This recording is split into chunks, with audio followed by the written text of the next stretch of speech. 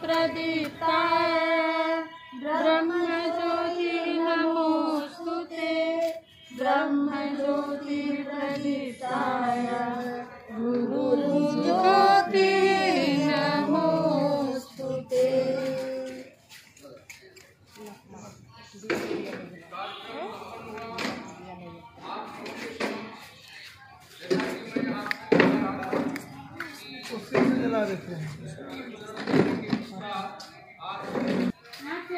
कि आज के दिन हमारे पास जो ऊर्जा है उस ऊर्जा को हम सही दिशा में लगाने का संकल्प लेते हैं और इसी संकल्प के साथ हम आगे बढ़ रहे हैं। जैसा कि कहा गया है कि चैत्र शुक्ल प्रतिपदा दूर करेगी आपदा। ये तमाम प्रकार की जो आपदाएं हैं जो आज हम उस आपदा से जूझ रहे हैं, चाहे वो प्राकृतिक आपदा हो, आर्थिक आपदा हो, सामाजिक आपदा हो, राजनीतिक आपदा हो, किसी प्रकार की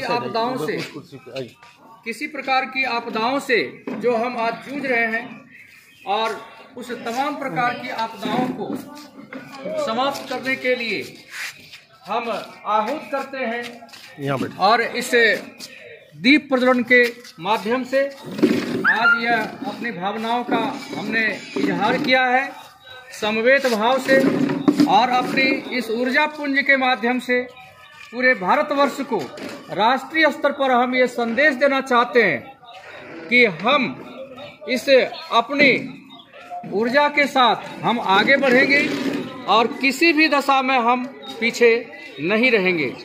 ये हमारे लिए ये गौरव की बात है। और कहा गया है कि आज का जो दिन है डॉक्टर केशव बलिराम हेडगेवार जो संघ के संस्थापक हैं उनका भी आज जन्मदिन है और ये हमारा जो दिवस है ये बहुत ही महत्वपूर्ण है। और ये भी कहा जाता है कि राम का जो राज्याभिषेक आज के दिन ही हुआ था। ब्रह्मा ने सृष्टि की रचना आज के दिन ही की थी। इसलिए पूरे भारतवर्ष के क्षितिज पर जो हम इस वर्ष प्रतिपदा के माध्यम से अपनी भावनाओं का इजहार करते हैं यह हमारे लिए बहुत ही गौरव की बात है। और हम ये इसके माध्यम से ये संदेश देना चाहते हैं कि इसी जोश के साथ और इसी पवित्रता के साथ शुचिता के साथ मन के साथ हम लोग समवेत भाव से आगे बढ़ेंगे और विश्व में अपना परचम लहराने का प्रयास करेंगे। इतना ही कह करके मैं अपनी वाणी को विराम देना चाहूँगा। जय हिंद, जय भारत। वीरेंद्र सर। अब मैं माननीय मनोज जी से निवेदन करूंगा तो हमारे विद्यालय के वरिष्ठ आचार्य और घोष के प्रमुख पूरे प्रांत के जो अपना इस 9 वर्ष के अवसर पर बौद्धिक रखने के लिए तैयार शुरू करेंगे।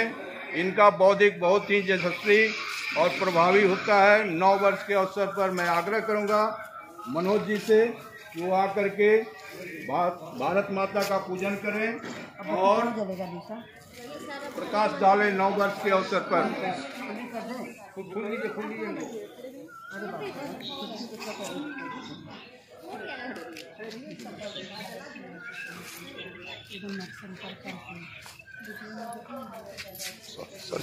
कोई बात नहीं सर।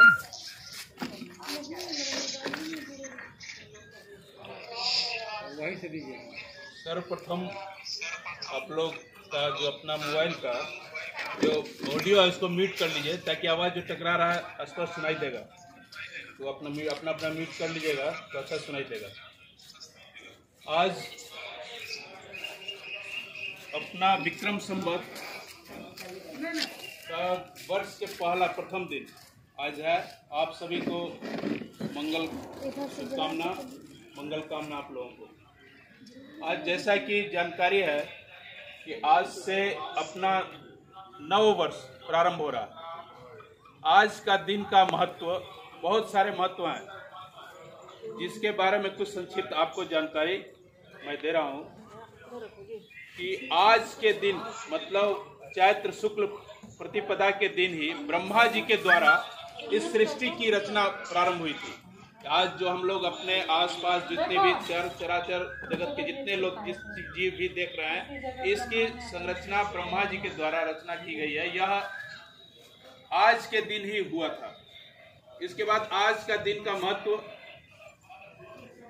भगवान श्री राम का राज्याभिषेक, यह भी आज के दिन ही हुआ था। द्वापर युग में महाराज युधिष्ठिर का राज्याभिषेक भी आज के दिन ही हुआ था। भगवान झूलेलाल का जन्म आज के दिन ही हुआ था।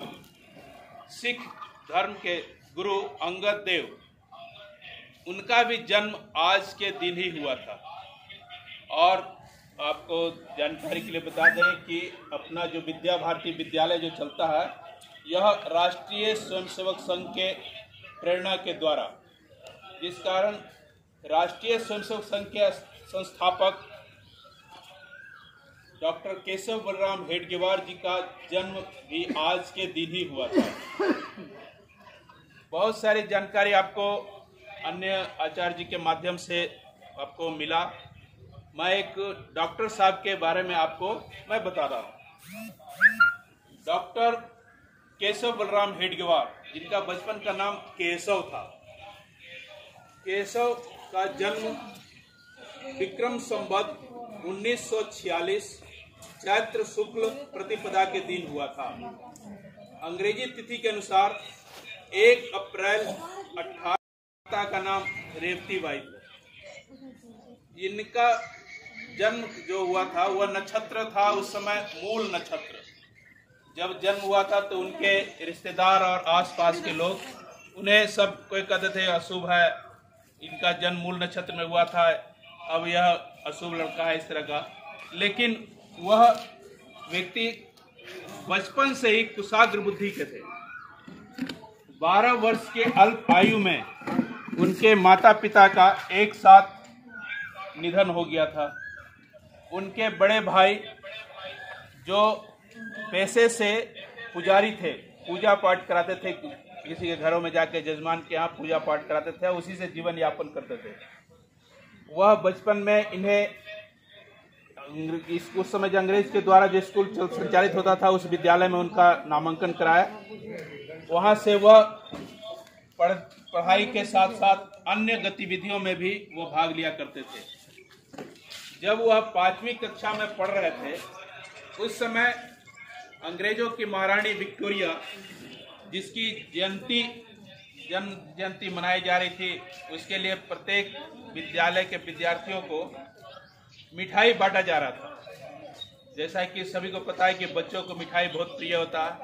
5वीं कक्षा में पढ़ने वाले मुश्किल से 10 या 11 साल के उम्र होगा, वो उस उम्र में मिठाई सभी को प्रिय लगता है। लेकिन जब मिठाई बटा तो डॉक्टर साहब ने वह मिठाई को लेकर फेंक दिया, कूड़े में फेंक दिया। सभी लोग आश्चर्य किए, क्यों फेंक रहे हो, क्यों मिठाई तो अच्छा है, क्यों फेंक रहे हो? तो उन्होंने कहा था कि यह मिठाई अंग्रेजों का है, यह जन्म जयंती अंग्रेज का है, जो अंग्रेज राजा जो उसका है, वह हमारे देश में आकर के राज कर रहा है, हमें गुलाम बनाए हुआ है, तो उस व्यक्ति का जन्म जयंती हम क्यों मनाएं और उसके द्वारा मिठाई दिया हुआ हम क्यों खाएं, इसलिए मैंने फेंक दिया। और अपने कुछ सहपाठियों को भी संदेश दिया कि यह मिठाई नहीं खाना चाहिए, मत खाओ, क्योंकि यह हमारे जो गुलाम बनाए हुए हम लोगों को उसका द्वारा मिठाई है, इसलिए। तो उन लोग भी उनसे प्रेरित होकर कुछ और भी उनके मित्र जो थे वह भी मिठाई को नहीं खाए, फेंक दिए। इस पर उस विद्यालय के जो प्रधानाचार्य थे नाराज हुए और उन्हें बुलाकर दंड देने के लिए बुलाया और दंड दिए। दंड के रूप में उन्हें विद्यालय से निकाल दिया गया। तो वह फिर दूसरे विद्यालय में उनका नामांकन हुआ। वहाँ पर भी कुछ क्रांतिकारियों के जो आंदोलन वगैरह चलता था, उसमें उस समय जो था अंग्रेज के समय में वंदे मातरम बोलना बैंड था कि कोई नहीं बोल सकता। तो एक बार उस विद्यालय में एक निरीक्षक महोदय आए, तो वहाँ पर सभी अपने मित्र के साथ बोले कि निरीक्षक जो आएगा उनका स्वागत हम लोग वंदे मातरम से करेंगे। तो वह निरीक्षक लोग जैसे ही पहुंचे तो सभी जो इनके मित्र और इन लोग खड़े होकर वंदे मातरम का उद्घोष किया। इस पर जो निरीक्षक जो था अंग्रेज था वह नाराज हुआ और उस विद्यालय से भी उनको निकालने के लिए विद्यालय से निकाल दिया जाए ऐसा करके। तो वह फिर वहाँ से भी वह विद्यालय छोड़कर तीसरे विद्यालय में वह फिर पढ़ाई लिखाई अपना किए। 10वीं तक की कक्षा नागपुर में उनका हुआ शिक्षा दीक्षा। उसके बाद में वह आगे चलकर उच्च शिक्षा के लिए प्रेसिडेंसी कॉलेज ऑफ कलकत्ता में मेडिकल की पढ़ाई करने के लिए गए। वहां पर जाकर अपना मेडिकल की पढ़ाई किए और डॉक्टर की उपाधि प्राप्त की। जब वह डॉक्टर की उपाधि प्राप्त करने के पश्चात उसी कॉलेज के एक प्रोफेसर थे, वो बहुत बड़े डॉक्टर थे बर्मा में। उस समय का बर्मा जो देश था ब्रह्मदेश वहाँ के, तो उन्होंने इनको निवेदन किया इनसे कि आप चलिए हमारे देश बर्मा में हमारे क्लिनिक को संभालिएगा और वहाँ पर आकर के आप डॉक्टरी का काम कीजिएगा। तो डॉक्टर साहब ये जो है वह साफ इनकार कर दिए, बोले नहीं, मुझे डॉक्टरी का नौकरी नहीं करना है, मुझे देश सेवा करना है। और वहाँ से वह वापस नागपुर आ गए। नागपुर आने के पश्चात वह अन्य क्रांतिकारियों लोग के साथ मिले और देश के स्वाधीनता आंदोलन में कार्य करने लगे, उनका सहयोग करने लगे। वह करते हुए कुछ बीच में कुछ कालखंड कांग्रेस में भी वो रहे, कांग्रेस पार्टी के सदस्य रहे और बहुत दिनों तक उसके साथ काम किया। बाद में उन्हें आभास हुआ कि यह कांग्रेस पार्टी में रहकर देश की सेवा नहीं कर पाएंगे, इसलिए अब कुछ और कार्य हमको करना चाहिए जिससे वो। तो उस समय उन्हें अनुभव हुआ कि यह देश में जो हमारे जो स्थिति है, तो स्थिति इसको ठीक करने के लिए हमें संगठित होना पड़ेगा। वह संगठित करने के लिए कुछ छोटे छोटे बालक को लेकर 5 छोटे बालक को लेकर सन 1925 में विजयादशमी के दिन वे राष्ट्रीय स्वयंसेवक संघ की स्थापना की। वह जब वह राष्ट्रीय स्वयंसेवक संघ की स्थापना करके वह साथ में 5-7 लोग को लेकर खेलते थे और देश के बारे में बताते थे, तो उनके अगल बगल के लोग उन्हें कहते थे कि ये पढ़ लिख करके मूर्ख हो गया, ये क्या क्या बता रहा है, क्या समझा रहा है, ये चीज बोलता है कि हिंदुओं को संगठित करेगा, क्या ये संभव है। तो उसमें उदाहरण देते थे कि जिस प्रकार से 25 मेढक को एक तराजू में नहीं तौल सकते हैं, उसी प्रकार हिंदुओं को संगठित नहीं किया सकता है। लेकिन वह अपने लक्ष्य से विचलित नहीं हुए और अपने लक्ष्य पे ही आगे बढ़ते गए और आगे चलकर धीरे धीरे संघ का स्वरूप को बढ़ाते हुए वह पूरे देश में फैलाने का कार्य किए। आज उनका बीज बोया हुआ राष्ट्रीय स्वयंसेवक संघ वह इतना बड़ा वृक्ष हो गया कि जिसके शाखाएं हर क्षेत्र में कार्य कर रही है। आज दुनिया के सभी क्षेत्रों में राष्ट्रीय स्वयंसेवक संघ के अनुषंगिक कार्य कर रहा है। शिक्षा के क्षेत्र में विद्या भारती, मजदूर के क्षेत्र में भारतीय मजदूर संघ, विद्यार्थी के क्षेत्र में अखिल भारतीय विद्यार्थी, मास्क नीचे कीजिए सर, वनवासी के क्षेत्र में वनवासी कल्याण आश्रम, और इस प्रकार से हर क्षेत्र में संगठन का काम कर रहा है।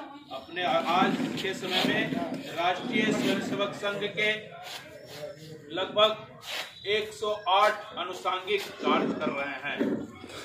इस प्रकार से वह छोटा सा बीज आज इतने बड़ा वृक्ष बना है और राष्ट्रीय स्वयंसेवक संघ अभी आज के समय में अछूता नहीं, हर व्यक्ति जान गया, हर व्यक्ति जानता है कि राष्ट्रीय स्वयंसेवक संघ क्या है। दुनिया का सबसे बड़ा गैर सरकारी संगठन, मतलब वह सरकार के द्वारा किसी प्रकार का इसका अनुदान नहीं, अपने स्वयं करने वाला गैर सरकारी संगठन दुनिया का सबसे बड़ा यह है जो पूरे हर क्षेत्र में कार्य कर रहा है। इस प्रकार से और भी उनके बारे में बहुत सारे छोटे छोटे घटनाएं उनके जीवन में। वह भी एक घटना आपको मैं बता दूं कि वह जब छोटे थे उसके उनसे बचपन का एक घटना आपको आज बताता हूं कि वह कैसे किस प्रकार से थे। तो वह प्रतिदिन अपना शरीर स्वस्थ हो, उसके लिए प्राणायाम और दंड बैठक व्यायाम करते थे। वह जब 14 वर्ष के अल्प आयु में एक बार उनके मामा उनके घर आए हुए थे, तो खेल खेल में मामा का अंगूठी उनके हाथ से एक कुएं में गिर गया। उनके घर में एक छोटा सा कुआं था, उसी कुएं में गिर गया। अब वह भय से कि मामा बाद में हमको डांटेंगे, कुछ बोलेंगे, इस अंगूठी को बाहर निकालना चाहिए। तो कुएं में पानी था भरा हुआ, तो कि कैसे निकाला जाए। तब अपने भाई की मदद से भाई को बुलाया, उसके बाद बोले कैसे से है, कुआं से निकालना। बोले कैसे निकलेगा, तो बोले इतना पानी तो बहुत है। बोले क्यों नहीं, पानी को बाहर निकाल दें, उसके बाद हम उसमें से अंगूठी निकाल लेंगे। तो रात भर परिश्रम करके बाल्टी के द्वारा पानी को खींच करके रात भर में उस कुएं का पानी को सुखा दिए, निकाल दिए बाहर, और निकाल कर उसके बाद अंगूठी को उसमें से बाहर निकाले। यानी कि उस समय उनके पास में इतनी सामर्थ्य, बुद्धि और कौशल था कि उसको पानी को भी कुएं से पूरे कम करके निकाल दिए।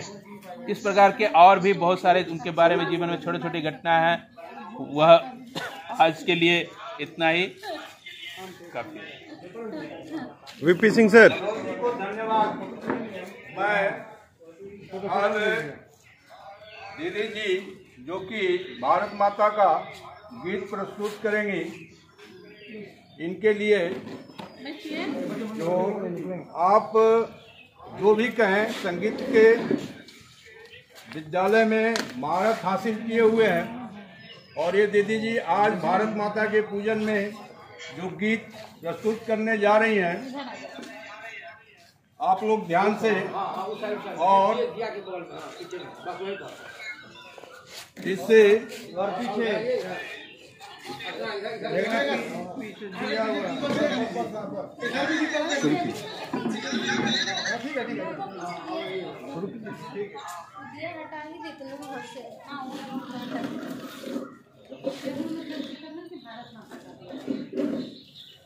आप सभी को नए वर्ष की हार्दिक शुभकामनाएं। वेदों का यह देश हमारा सुंदर स्वर्ग समान है। वेदों का यह देश हमारा सुंदर स्वर्ग समान है। इसकी नदियों में अमृत है, कण कण में भगवान है। इसकी नदियों में अमृत है, कण कण में भगवान है। वेदों का यह देश हमारा सुंदर स्वर्ग समान है। इसकी नदियों में अमृत है, कण कण में भगवान है। इसकी नदियों में अमृत है, कण कण में भगवान है। यही प्रथम सृष्टि का निर्माण किया और सदा वास बनाकर जगती का कल्याण किया। यही प्रथम ब्रह्मा ने अपनी सृष्टि का निर्माण किया और सदा वास बनाकर जगती का कल्याण किया। विंध्य हिमाचल गंगा यमुना, विंध्य हिमाचल गंगा यमुना, जिसे मिले वरदान है। इसकी नदियों में अमृत है, कण कण में भगवान है। इसकी नदियों में अमृत है, कण कण में भगवान है। वेदों का यह देश हमारा सुंदर स्वर्ग समान है। इसकी नदियों में अमृत है, कण कण में भगवान है। इसकी नदियों में अमृत है, कण कण में भगवान है। सप्त सिंधु के बीच शेष शैया पर है उसका आसन। यहीं बैठ कर विष्णु जगत पर करते हैं अपना शासन। सप्त सिंधु के बीच शेष शैया पर है उसका आसन। यहीं बैठ कर विष्णु जगत पर करते हैं अपना शासन। इसके बने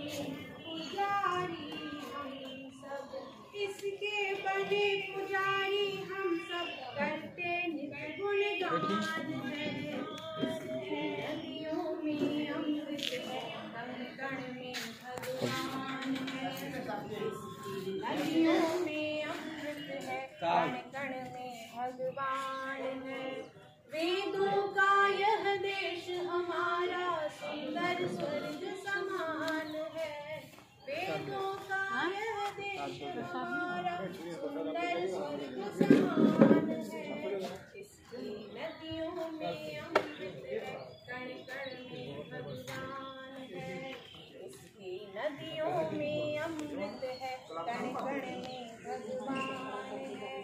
गिरि श्रृंगों की अचल श्रृंखला देवों का नित्य वास है।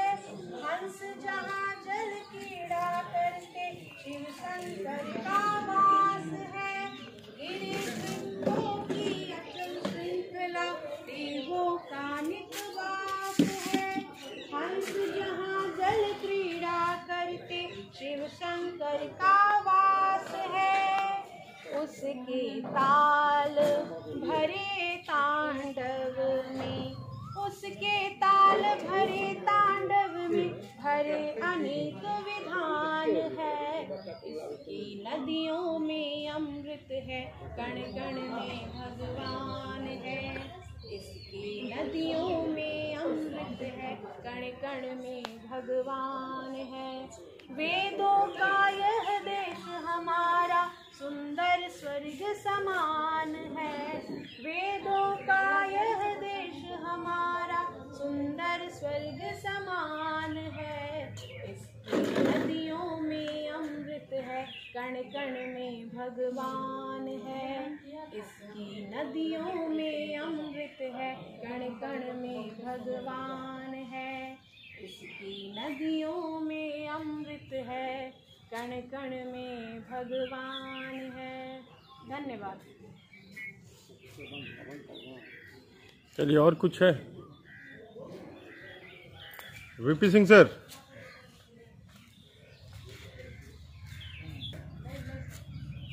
अपने विद्यालय के खेल प्रमुख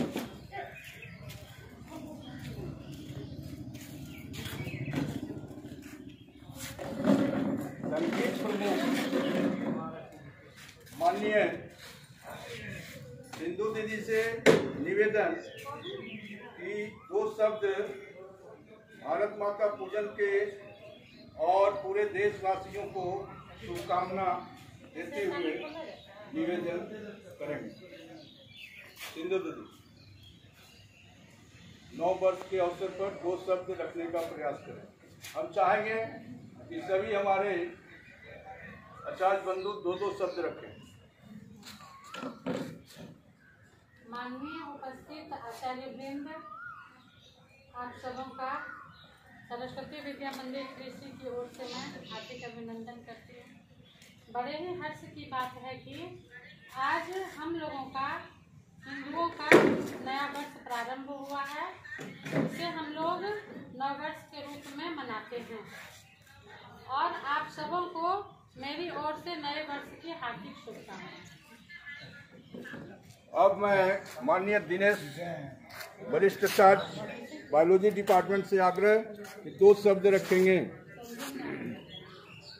सनातन परंपरा के अनुसार आज 9 वर्ष है और सभी को 9 वर्ष मंगलमय हो, मैं ये कहना चाहूँगा।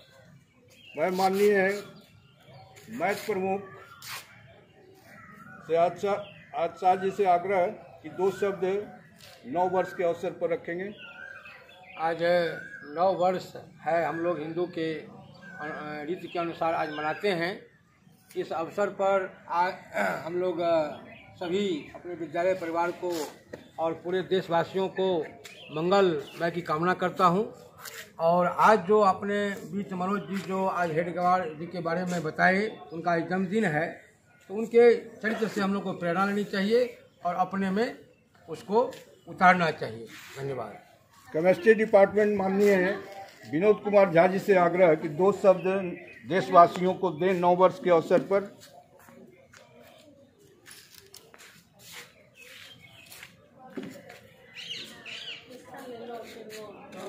हरिओम। नजदीक से लो ना, वो भारत का नक्शा उसका। आप सभी को नव वर्ष की शुभकामनाएं।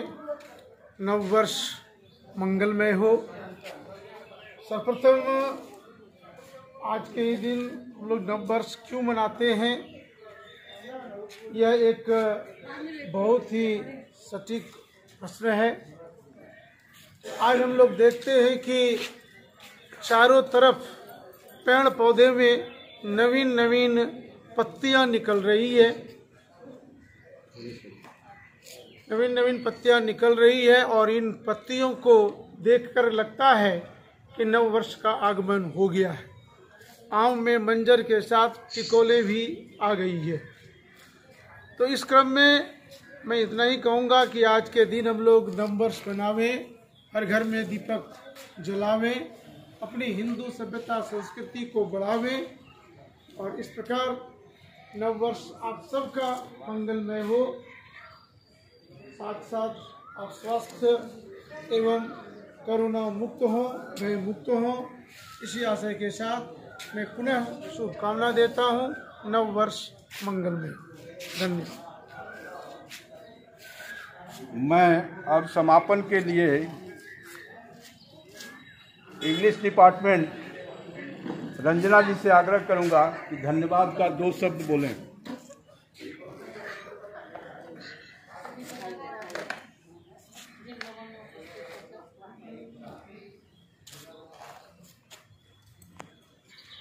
सबसे पहले सभी लोगों को नव वर्ष की हार्दिक शुभकामनाएं। आज नव वर्ष है और ये बताने की जरूरत क्यों पड़ रही है।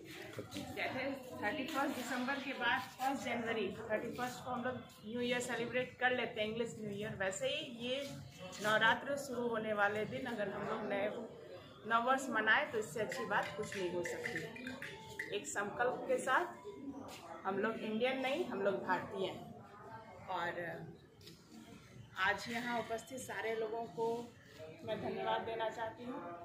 साथ में सबसे पहले जो संयोजक महोदय वीरेंद्र प्रताप सर को, इतने अच्छे से इतने कम समय में सारी तैयारियाँ हुई, यहाँ का डेकोरेशन और भारत माता का बना हुआ ये हमारा मानचित्र है, भारत माता है। और दोबारा जोड़ लीजिए। यहाँ पर जो संगीत हुआ, इस गीत की प्रस्तुति, लोगों ने अपना अपना मंतव्य रखा, इन सभी के लिए और जितने लोग यहाँ पर जुड़े हुए हैं हम लोगों से, सभी को धन्यवाद, मेरी तरफ से धन्यवाद।